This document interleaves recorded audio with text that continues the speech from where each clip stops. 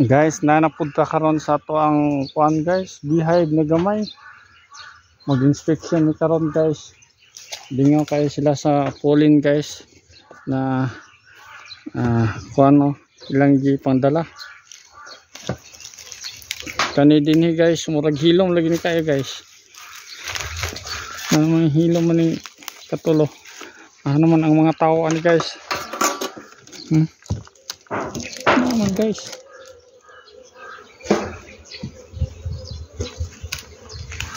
Wala pa siguro ganahin guys.